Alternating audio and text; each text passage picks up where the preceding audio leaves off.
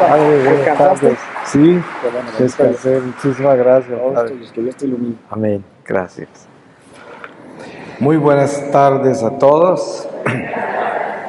Primero quiero darle gracias a Dios por la oportunidad de estar con ustedes en este templo.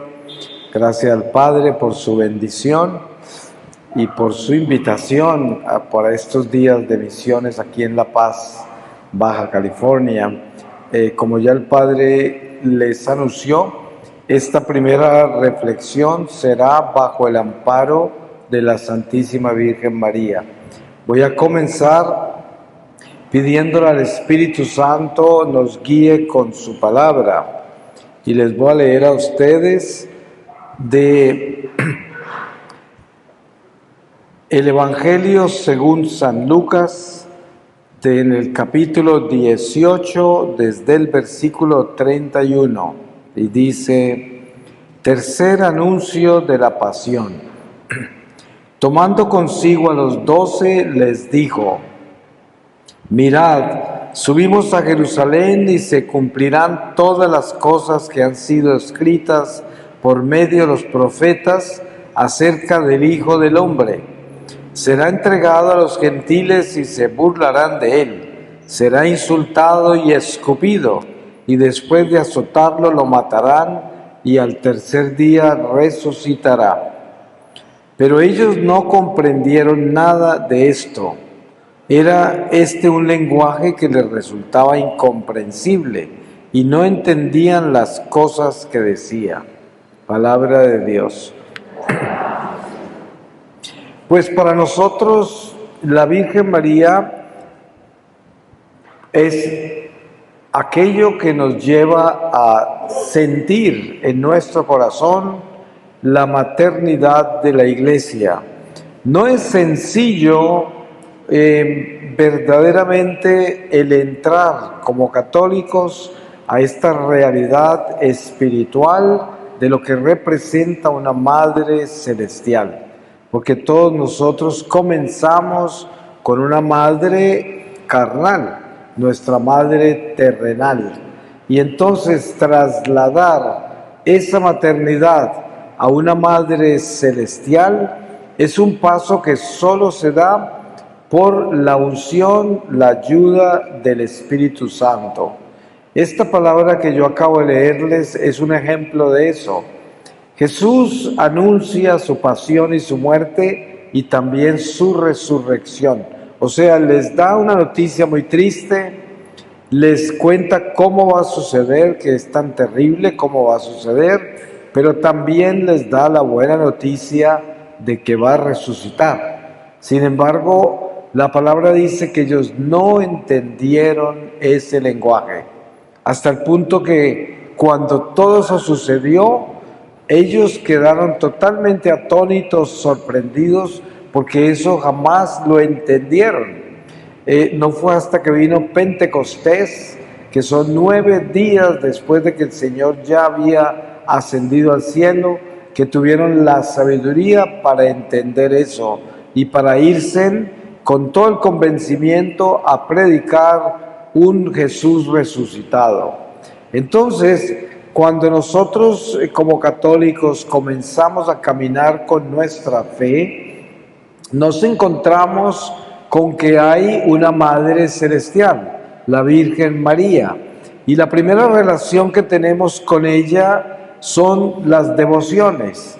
Aprendemos el rosario, le hacemos novena, nos consagramos a ella, celebramos sus fiestas. La Iglesia nos enseña que algunas fiestas de la Virgen son de precepto, o sea, son obligatorias, porque son dogmas y porque la Iglesia nos ha enseñado a vivir esa experiencia que Jesús tuvo con su madre a pesar de ser Dios. Porque uno diría, si Jesús es Dios, ¿qué necesidad tiene Él de una madre? Cuando Él también creó a esa madre. Él nos creó a todos. Sin embargo, cuando Dios, por medio de Jesucristo, en la segunda persona de la Trinidad, entra en el tiempo y en nuestra humanidad caída, Él entra perfectamente sin alterar nada. Entonces se hace hijo y se hace también inferior a los ángeles temporalmente, como lo describe San Pablo, en obediencia, porque en esa forma viene Él a enseñarnos cómo ser hombres, cómo santificarnos y cómo rescatar la vida que perdimos. Esa es la enseñanza de Jesús. Entonces, la enseñanza sobre María comienza con el sí que ella da al arcángel San Gabriel cuando le anuncia al Señor, cuando le anuncia el Mesías. Este es el momento en que nosotros podríamos decir que podemos capturar lo que significa el amparo de María. Con el sí que ella dio, le dio el amparo a toda la humanidad entera. También le dio el amparo a toda la creación entera. Cuando nosotros leemos que la creación también cayó, y San Pablo dice que la creación se revuelca en dolores de parto esperando su libertad. Entonces, cuando María le da el sí al arcángel San Gabriel, también le da el sí para la creación, no solamente para nosotros. Y por eso, cuando aparece este dogma de María coronada como Reina universal de todo lo creado, asunta al cielo en cuerpo y alma, nos damos cuenta que se le dice Reina universal de todo lo creado, porque ella es el consuelo incluso de la creación, porque trae la esperanza de que todo se va a rescatar, todo se va a redimir. Entonces, ahí es como entendemos por qué es reina de todo lo creado. Y ese amparo celestial que viene con María es el amparo de la Eva que Dios crea para redimir la Eva que cayó. Por eso se llama la nueva creación en Jesucristo. Nosotros somos criaturas escogidas para ser la nueva creación del Mesías. Ustedes saben que los judíos fueron escogidos desde Abraham para ser el pueblo que Dios iba a preparar para que de esa sangre naciera el Mesías. Y los preparó por muchos siglos, muchísimos siglos, muchas generaciones, muchas pruebas, y de ahí nace el Mesías. Cuando nace el Mesías, nace la esperanza y viene el comienzo del final de los tiempos. Porque se dice que en la plenitud de los tiempos, Dios Padre envió a su Hijo, al Mesías, para redimirnos. Y a partir de la encarnación del Señor, comienza el final de los tiempos. Por eso cuando la gente habla del fin, muchas veces se olvidan que nadie conoce ni el día ni la hora, porque el mismo Jesús nos enseñó eso. Y que nuestra preocupación no tiene que ser cuando termina, sino que nuestra preocupación y la invitación que hace Jesús en el Evangelio es a estar permanentemente en gracia de Dios y preocuparnos por el día de hoy. Por eso Jesús dice, a cada día con su afán, para que nosotros no estemos enfocados en el futuro y no nos dejemos engañar por falsos profetas, falsos videntes que nos vienen a vender el final, porque eso no es lo que el Señor quiere que nosotros tengamos como nuestra preocupación. Lo que Dios quiere que tengamos como nuestra preocupación es nuestra santificación, pero no mañana, sino hoy. Y este es el encuentro con la Virgen. La Virgen María se convierte en ese consuelo de la humanidad caída, porque cuando entendemos quién es Jesucristo, su Hijo, entendemos que Él es la vida que no teníamos, porque es difícil también este lenguaje cuando nosotros estamos acá en este mundo y consideramos que estamos vivos. Y de pronto viene la palabra a decir, ustedes estaban muertos por el pecado. Y Jesús vino y los liberó. Y desde que recibieron el bautismo en el Espíritu Santo, se rompieron las cadenas que los ataban al diablo.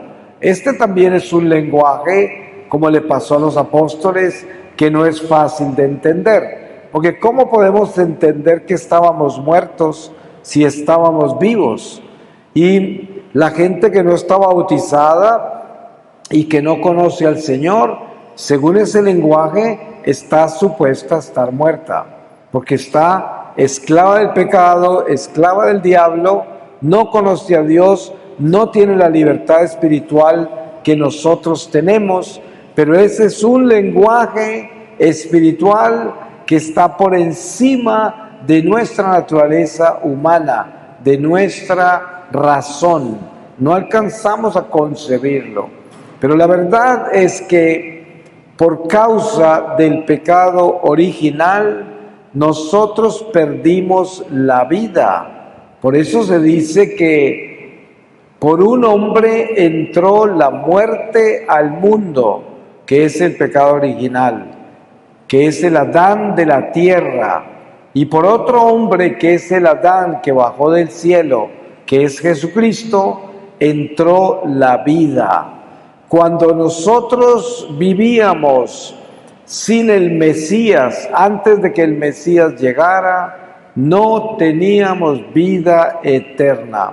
La prueba está que todos los santos de antaño estaban detenidos en un estado que se llamaba el seno de Abraham o el limbo, que no era ni infierno, ni purgatorio, ni cielo.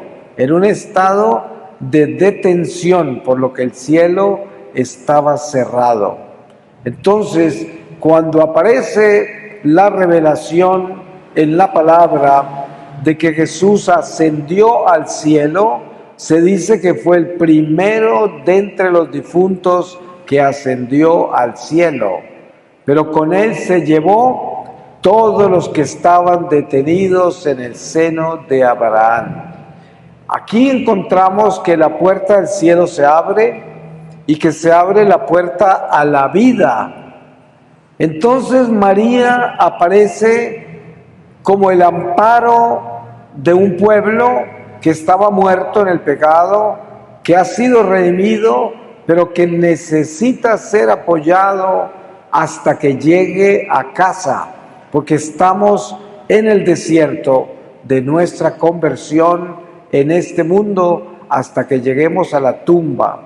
Ustedes se dan cuenta en la lectura del libro del Apocalipsis, en el capítulo 12, aparece la mujer vestida de sol, con una diadema sobre su cabeza de estrellas, y nos damos cuenta que esta mujer huye al desierto, y es la iglesia, al mismo tiempo es la madre, y ese huir a la iglesia es el tiempo del destierro, la economía, la salvación, que es el tiempo que estaremos en el desierto de nuestra conversión hasta que Jesús regrese. ¿Quién sabe cuántas generaciones pasarán, cuántos siglos antes de que regrese el Señor? Ustedes saben que durante el judaísmo, en la preparación para la encarnación del Mesías, los judíos siempre esperaban que en su generación iban a ser el Mesías. Siempre esperaban eso. Y pasaron generaciones, siglos, y no nacía. Cuando ya nació, aparecemos nosotros, el nuevo pueblo de la nueva alianza. Y desde el principio San Pablo está hablando que el Señor ya regresaba. Los apóstoles mismos que conocían al Señor personalmente, no San Pablo, pero todos los demás, anunciaban que ya llegaba el Señor. Y eso, pues de por sí, es una muestra de la humildad de ellos, que a pesar de ser los ungidos del Señor, que tenían tantos dones, que el Señor hacía tantas cosas maravillosas a través de ellos, sin embargo, se cumplía lo que Jesús decía: nadie conoce ni el día ni la hora. Entonces, ellos simplemente deseaban que Jesús ya regresara hace 2000 años. Y dense en cuenta cuántas generaciones han pasado, cuántos siglos, y aún no ha regresado. Entonces San Pedro nos da un consuelo con su palabra en una de sus cartas, cuando dice: para Dios un año son como 1000 años y 1000 años como un día, o un día son como 1000 años y 1000 años como un día, que también está en un salmo. Y entendemos que lo que quiere decir San Pedro, y en la forma que nos quiere instruir y consolar, es que nunca podemos medir el tiempo humano con el tiempo de Dios, porque no tienen comparación, nada que ver. Por esto, entendiendo este misterio, sabemos que no tenemos ninguna razón para preocuparnos por el fin. La razón que tenemos de preocuparnos es de que nosotros, cuando el Señor nos llame, estemos preparados. Y aquí llegamos a lo que significa el amparo de María. Ustedes saben que la Virgen María es la embajadora más frecuente del cielo entre nosotros. Nadie es más frecuente en sus manifestaciones y en sus mensajes sobrenaturales de los habitantes del cielo como la Virgen María. Es quien más visita, quien más se manifiesta, quien más nos ha revelado oraciones, devociones, consagraciones, quien nos ha traído toda clase de armas espirituales, de fuerza espiritual, para que nosotros podamos defendernos del maligno, para que podamos fortalecernos espiritualmente y buscar nuestra santificación.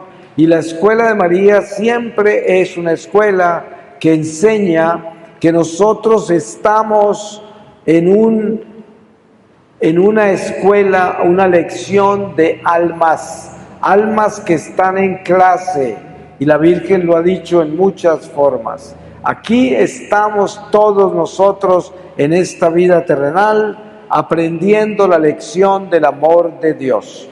Y por eso la Virgen siempre dice: hagan lo que Él les diga. Ustedes saben que esta frase se hace memorable en las bodas de Caná. Yo siempre le digo a la gente: miren ustedes lo que es el misterioso lenguaje espiritual, el lenguaje de Dios, que nos pasa por encima a veces de nuestro entendimiento humano. La conversación que tuvo María con Jesús en las bodas de Caná, de todo tiene menos de natural. Es una conversación totalmente sobrenatural, nada que ver con el orden que tienen las conversaciones comunes que tenemos nosotros. Ustedes se imaginan, Jesús y María con los apóstoles están ahí en esa boda como invitados. O sea, el Señor no era responsable del vino, ellos no eran responsables de tener vino para toda esa boda, nada que ver. Sin embargo, la Virgen María, que sabía quién era su hijo, sabía que no le costaría nada aparecer con vino. Y por eso le dice: se acabó el vino. Y él contesta: ¿qué es contigo, mujer? mi tiempo no es todavía. Y luego la Virgen voltea hacia los sirvientes y les dice, hagan lo que Él les diga. Y Él termina indicándoles qué hacer. Ustedes se dan cuenta que eso es totalmente incoherente. Por un lado, Jesús dice, no es mi tiempo todavía, ¿qué te pasa? Ahora, después, la Virgen, como si no hubiese escuchado eso, le dice a los sirvientes, hagan lo que Él les diga, pero Él ya le dijo a ella que no era el tiempo todavía. ¿Qué más les iba a decir Él a ellos? Pero Él actúa de acuerdo a lo que la madre dice y ordena a que llenen esas tinajas de agua. Ustedes saben que cuando miramos ese lenguaje detenidamente, nos damos cuenta que María y Jesús ya hablaban perfectamente un lenguaje sobrenatural. Hablaba la madre con el hombre Dios, con el Hijo Dios, completamente concientizada, enterada de que ese Hijo era Dios. Y por eso lo trató así, por eso le habló así, por eso le solicitó algo imposible para un ser humano normal. Eso no se pide, esas cosas uno no las puede hacer, pero para ella era lo más natural. Se podrán imaginar cuántas cosas haría Jesús en el silencio de sus 30 años de vida privada con José y María. Eso debió ser algo tan extraordinario que solo ellos lo saben, nadie más. Y no quedó escrito en ninguna parte. Así lo quiso Dios.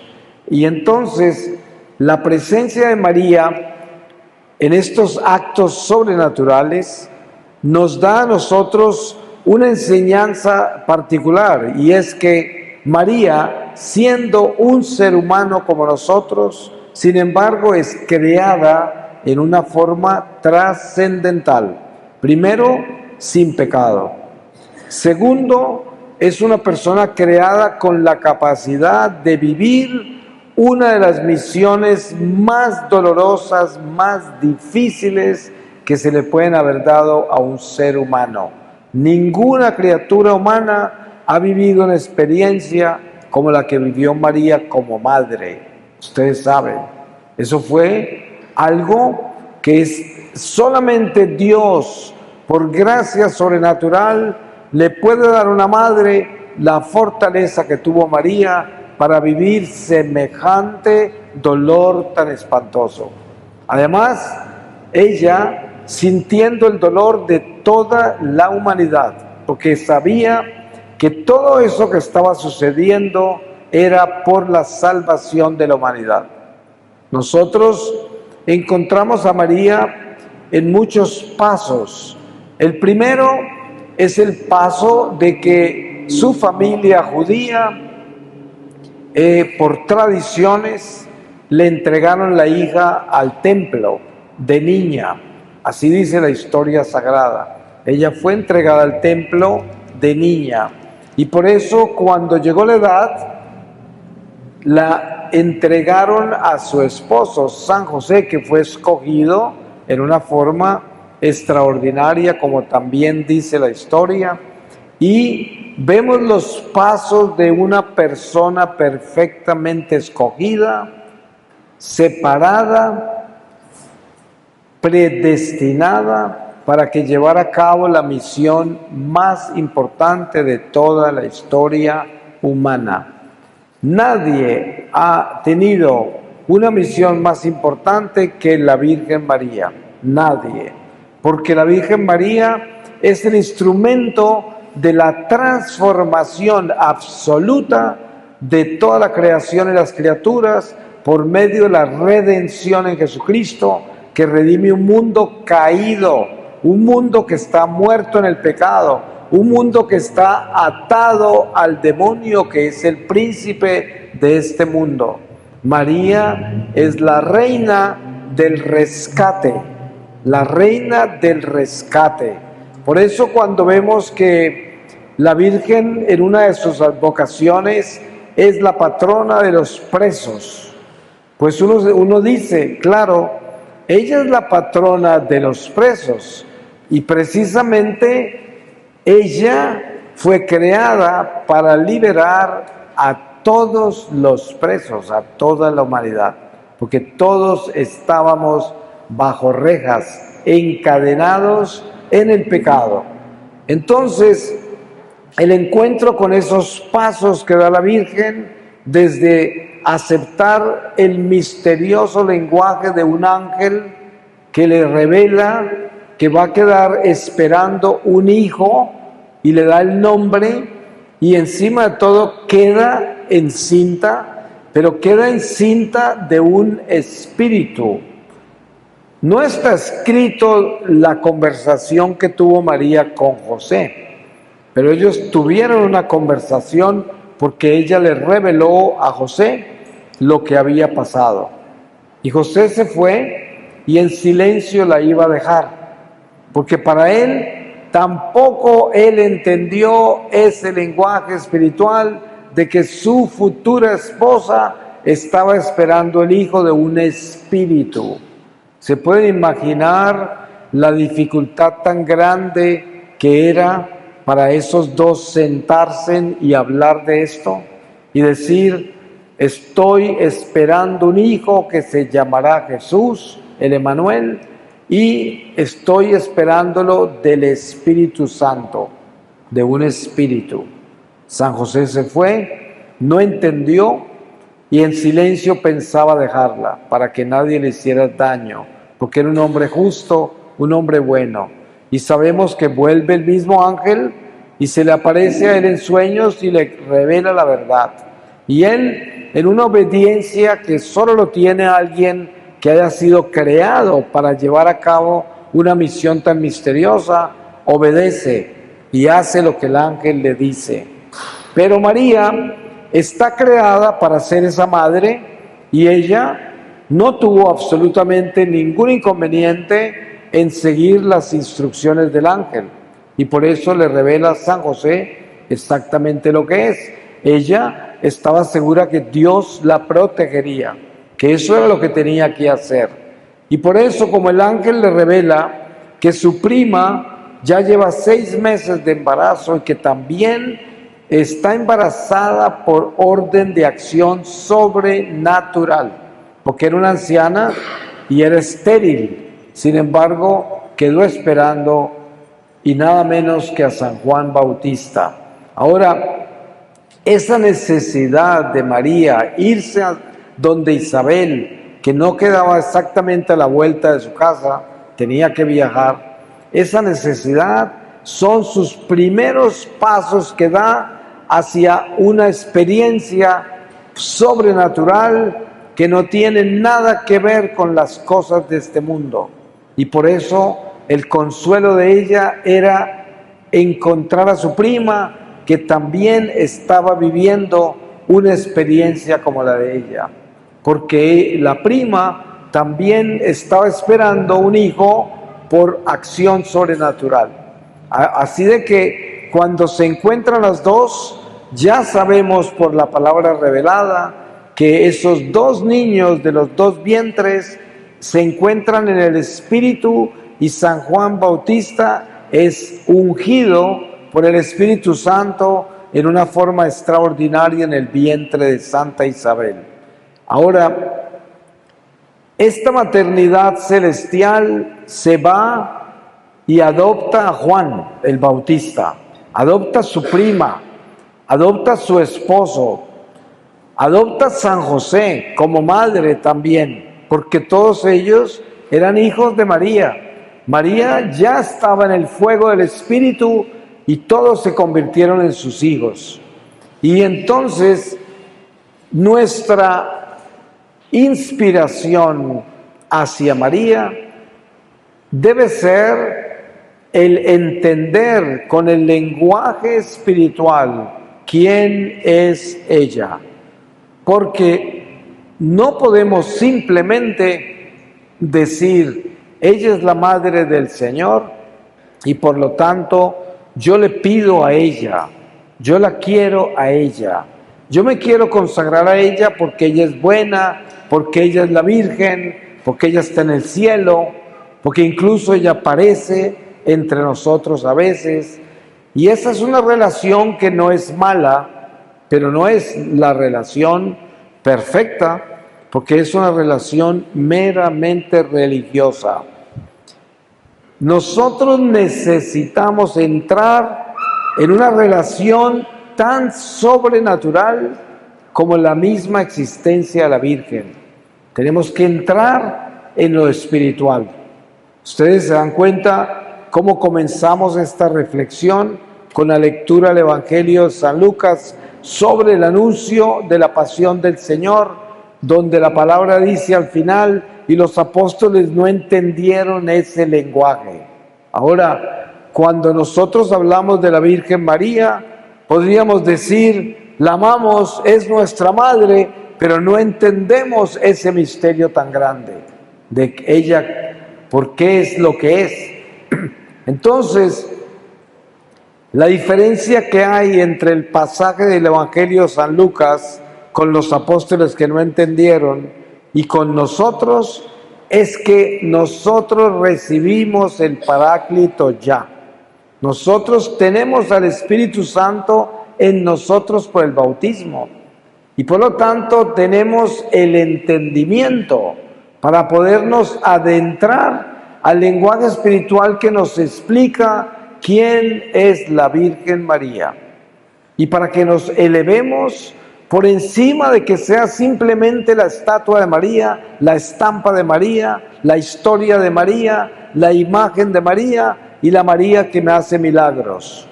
Sí, esa es una imagen religiosa, pero no. Lo que el Señor busca con el lenguaje espiritual que y primariamente no entenderíamos, pero espiritualmente sí lo logramos, es que entremos, nos elevemos, abrazar a nuestra Madre Celestial uno a uno, de corazón a corazón, como se abraza una persona real, así, real.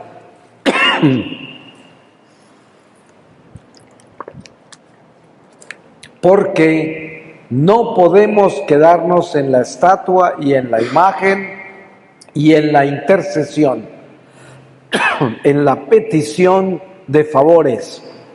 Eso no es malo, no es un pecado, pero es totalmente primario. Es como los apóstoles caminando con Jesús, viéndolo hacer milagros, pero sin entender lo que Él les decía. Entonces, hay que entender qué es lo que la Virgen María nos está diciendo. Ustedes se han dado cuenta cuántas veces ha aparecido. Hay gente que se concentra solo en los mensajes terroríficos, porque ustedes saben que hay mucho terrorista religioso en la iglesia, que son detestables, porque es gente que está concentrada en anunciar desastres. ¿Cómo va a terminar todo? ¿Cómo se va a explotar todo? Las guerras, esto, lo otro, el orden mundial, esto, aquello, y miles de cosas y de miedos y de el poder del diablo y todo esto. Entonces, traen una imagen de la Virgen que no es la imagen que Dios quiere que tengamos de ella. Dios no quiere que seamos unos incautos que vamos a ignorar que vivimos en un mundo perverso y que el diablo busca todas las oportunidades que tiene para hacernos daño, para seducirnos y condenarnos, si es posible. Eso no lo vamos a ignorar. No vamos a ignorar de que pueden haber guerras y puede que hasta guerras nucleares. Eso no lo sabemos.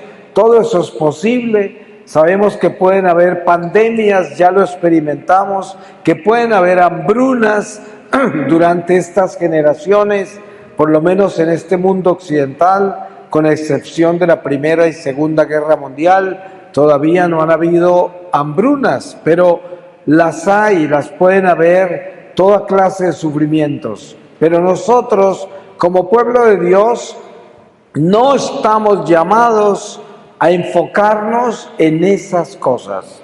Esas cosas las viviremos si nos toca vivirlas. y que Dios se ampare de nosotros y no permita que perdamos la fe en las pruebas que nos esperan. Ustedes se dan cuenta cuánta gente durante la pandemia perdió la fe y están disgustados con Dios. ¿Por qué? Porque se les murió la madre, el padre, un hermano, una tía, la esposa, y quedaron solos, o se les fue la mitad de la familia. Entonces por ahí andan reclamándole a Dios: ¿por qué te llevaste mi familia? Y no han vuelto a la iglesia y están disgustados. No se pueden juzgar, uno no puede decir esas personas son malas, uno no puede decir nada porque eso no es verdad, pero precisamente entendemos cuando Jesús le anuncia a San Pedro que el diablo pidió permiso para probarlo. Jesús le dijo que lo único que él le pidió al Padre es que no permitiera que Pedro perdiera la fe mientras pasaba por esa prueba. Entonces, dense cuenta ustedes que cualquiera que sean las pruebas que nos esperen en esta vida, lo que tenemos que estar implorándole a Dios siempre es que no permita que, por duras que sean las pruebas, vamos a perder la fe o vamos a tentar a Dios diciéndole ¿por qué? Ustedes saben que durante el éxodo de los judíos que sacó Moisés de Egipto, en un solo día dice la historia que murieron más de 20,000 por haber tentado a Dios. Hoy, gracias a que tenemos a Jesús sentado a la derecha del Padre, no cae la justicia como un relámpago sobre nosotros como caía en el pueblo de antaño. Pero tentar a Dios no es nada bueno. Por eso debemos siempre pedirle a Dios que no permita que perdamos la fe con las pruebas que nos esperan. Ahora, entonces la Virgen María viene a darnos consuelo. Cuando encontramos mensajes difíciles de la Virgen, como la Virgen de la Saleta, la misma Virgen de Fátima anunció cosas difíciles. Ella le dijo a los pastorcitos: ya termina esta guerra, que fue la Primera Guerra Mundial. Pero si la humanidad no cambia, un castigo más grande se avecina, y si no oran por Rusia, ella esparcerá sus errores por todo el mundo. La Iglesia no le puso cuidado, no creyeron en los pastorcitos, nadie se preocupó por consagrar a Rusia al Inmaculado Corazón de María, y llegó una guerra peor y entró el comunismo soviético y esparcieron ese veneno por todo el mundo como la Virgen lo anunció. Ahora, dense en cuenta que la Virgen no es un mensajero del miedo y del terror. La Virgen es un mensajero de la exhortación. La Virgen es profeta. Ella anuncia, ella exhorta, ella denuncia. Eso es lo que hace un profeta. Es lo mismo. Y por eso no podríamos decir que ella nos trae mensajes de terror. Nos trae advertencias. Eso es lo que es. Y nos dice: si no cambian, si no mejoran las cosas, las van a tener dificultades muy graves. Entonces, es muy importante que entendamos a María desde esa realidad espiritual donde ella quiere enseñarnos a imitar a su Hijo Jesucristo en lo que es la obediencia a sus mandamientos, la obediencia a la Iglesia. Ustedes saben que muchas veces en las apariciones marianas aprobadas por la Iglesia, la Virgen habla de la obediencia a la Iglesia. Y hoy es muy común la desobediencia a la Iglesia y la gente la justifica, pero no hay justificación. Les doy un ejemplo de santos que seríamos los únicos que debíamos imitar. El Padre Pío es un ejemplo de la obediencia a la Iglesia incondicional. El obispo del Padre Pío lo atormentó en una forma tan terrible que una persona común hubiese perdido la fe más de una vez. Sin embargo, hasta su muerte, ya en el lecho de muerte del Padre Pío, aparece ese obispo a pedirle perdón. Y ya se muere el Padre Pío. Ese obispo llegó hasta prohibirle al Padre Pío que celebrara Eucaristías, que confesara, lo acusó de cosas horribles, no creía en sus estigmas, era una humillación terrible. Sin embargo, está muy claramente escrito que el Padre Pío nunca habló mal de ese obispo y jamás incitó a nadie que le desobedeciera a ese obispo. Jamás declaró al obispo como si fuera demoníaco, como si fuera un antiobispo. Nunca hizo eso. Él simplemente obedeció. Y esa obediencia lo santificó. Así es. Dese en cuenta que Jesús dejó a Judas Iscariote hasta la última cena. Y Jesús sabía que Judas era ladrón, que Judas era un traidor, que Judas no lo quería. Sin embargo, él no le dijo nunca nada a los apóstoles. La prueba está que en la última cena ninguno de los apóstoles sabía quién lo iba a traicionar. Si Judas hubiese sido tan obvio de ser malo, todos ellos hubieran sabido que era Judas el traidor. El Señor tuvo que decirles quién era para que ellos supieran. ¿Y qué quiere decir esto? Una enseñanza muy importante es que nosotros no somos los que juzgamos la iglesia, solo lo hace Jesús, es el único juez. Nosotros no somos los que nos podemos juzgar entre nosotros.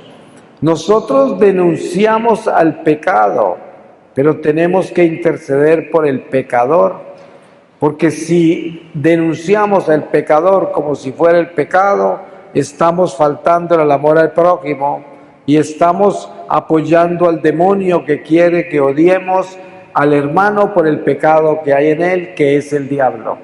Y esto tenemos que tenerlo claro porque es una trampa.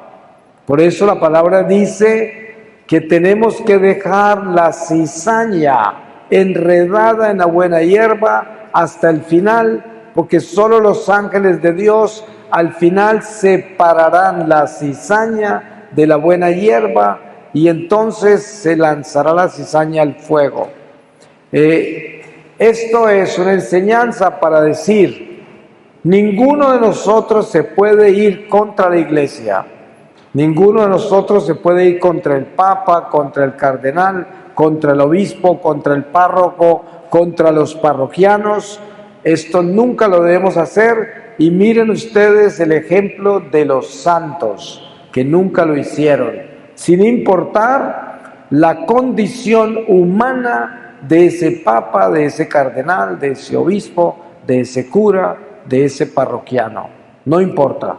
Porque nosotros no somos los jueces. Entonces, ¿cuál es la obediencia que la Virgen nos enseña? Miren ustedes que en muchas ocasiones la Virgen ha insistido, obedezcan a la iglesia, siempre. Y esto es demasiado importante por esto. El demonio es jerárquico. Cuando ustedes leen a San Pablo describiendo los espíritus que hay en el aire, que son espíritus demoníacos, está hablando de principados, poderes de las tinieblas. Y esos son nombres de coros celestiales también. Esos ángeles caídos cayeron de diferentes coros celestiales y quedaron en coros caídos con esos mismos nombres, pero caídos, pero quedaron en jerarquías demoníacas. El diablo es jerárquico y solo obedece en jerarquía. Por eso Se necesita que para que una persona posesa pueda ser liberada de los demonios que la poseyeron, solo puede actuar un sacerdote exorcista que ha sido asignado por el obispo, porque de lo contrario el demonio no va a obedecer, porque no están en jerarquía. Él solo le obedece a la jerarquía y solo la iglesia tiene poder sobre el diablo, nadie más. Pero la iglesia en jerarquía. Y esto es lo importante. Mire, usted viene a confesarse y de pronto usted sabe por alguna vía que el sacerdote con que usted se va a confesar anda mal, anda en pecado, anda mal. Pues miren, usted se confiesa con toda la humildad del caso con ese sacerdote y puede estar seguro que la unción sacerdotal no va a cambiar por el estado de pecado en que se encuentra ese sacerdote. Él la absuelve de los pecados y sus pecados quedan perdonados, porque así es la ley y es jerarquía. Él está ordenado para hacer eso, sin importar el estado en que se encuentre el alma de ese pecador, que es el sacerdote. Por eso hay que tener mucho cuidado, porque si entendemos quién es la Virgen María, entendemos acerca de la obediencia, entendemos acerca de cómo vivir en obediencia a la iglesia. Y hoy hay mucha gente confundiendo el pueblo de Dios, porque son curitas muy famosos, actores, gente distinguida de la sociedad, que convencen a los demás que este es malo, que aquel no podemos, que este sí podemos, y manejan la gente como si fueran títeres. Pero nosotros tenemos que defendernos con el discernimiento espiritual que nos da la iglesia. Dentro de nuestra relación con la Virgen María hay cosas extraordinarias como son la consagración a la Virgen María. Yo tengo una experiencia personal porque durante el éxtasis que yo tuve con el Señor en el secuestro que viví en la selva, que es cuando aparece Jesús en mi vida, el ángel guardián me mostró que mi madre me había consagrado a la Virgen en su vientre. Y también me mostró cómo es que la Virgen nunca me abandonó durante todos los años que estuve en pecado mortal, lejos de Dios, que fueron 33 años. Entonces encontramos la fuerza extraordinaria que es la consagración a la Virgen María. Y esto es una relación religiosa, pero también de trascendencia espiritual, porque el demonio no resiste nada que venga de la Virgen María. La Virgen María tiene un poder extraordinario contra las tinieblas, inmenso. Y entonces una consagración a la Virgen es algo muy importante. Lo que tenemos que entender es esto. El hecho de que la Virgen me haya acompañado todos los años que yo estuve en pecado, eso no quiere decir que entonces uno se puede consagrar a la Virgen y vivir en pecado y la Virgen lo protege. No, eso no es así. Solo que yo les comparto a ustedes mi experiencia personal para mostrarles la fidelidad de la Virgen María a las consagraciones. También tenemos algo extraordinariamente poderoso, como son las novenas a la Virgen. Ustedes saben que la Virgen estuvo presente en la novena de las novenas, que es la novena del Espíritu Santo. Los 9 días que estuvieron en el cuarto de arriba, esperando la gracia que Jesús les dijo que les iba a enviar, que era Pentecostés, el Espíritu Santo. Y la Virgen fue la madre de ese cenáculo, ella. Y por eso la iglesia comienza con una novena, la novena al Espíritu Santo. Sabemos que la Virgen María es la esposa del Espíritu Santo. Cuando hacemos una novena a la Virgen María, la estamos haciendo automáticamente al Espíritu Santo, porque nada se mueve sin la acción del Espíritu Santo en todo lo que está relacionado con Dios y sobre todo en la oración. Entonces las novenas tienen mucha fuerza. Lo que hay que entender es que tenemos que ser muy coherentes en la relación con las devociones, porque las devociones no son un amuleto, no son simplemente para la suerte, no son simplemente para hacer milagros. La relación que tenemos con las devociones es una relación desinteresada, incondicional, con mucho amor, pero sin exigir, sino abandonándonos a la voluntad de Dios. Siempre debemos orar nuestras novenas, hacer nuestras consagraciones y todas las devociones que están relacionadas con la Virgen María, dándole a Dios esa luz de nuestro pequeño corazón pecador, de que nosotros entendemos que su voluntad es la más importante, no la nuestra, que Él sabe lo que verdaderamente necesitamos, que simplemente le estamos proponiendo, le estamos solicitando lo que nosotros, desde nuestra limitada humanidad, creemos que necesitamos. Y tenemos que ser así de humildes para que entonces la oración se convierta en algo incondicional, que no sea que yo quiero las cosas así, y que si no salen así, entonces comienzo a caminar por todas partes a preguntarle a la gente: ¿por qué será que el Señor no me contesta? ¿Por qué será que la Virgen no hizo nada para lo que le pedí? ¿Será que no me oyen? Usted conoce otra devoción más fuerte para hacerla, para pedir esto que necesito, y así se convierte nuestra vida de oración en una simple religiosidad, y se pierde el amor, se pierde la amistad con la Virgen, la amistad con Dios, porque en realidad cuando hablamos del poder que tiene el rosario, que fue algo que también el ángel guardián me mostró, y es que el rosario, por ser nada menos que el Evangelio, tiene el poder extraordinario de colocar los demonios que anden por el aire o en la vida nuestra o en la vida de aquellas personas por las cuales estamos intercediendo. Tiene la gracia de exorcizar las tinieblas, y les explico por qué. El rosario se considera como un arma poderosa. Por esto, los espíritus del mal viven en el eterno presente, no viven en el tiempo ni en el espacio como nosotros.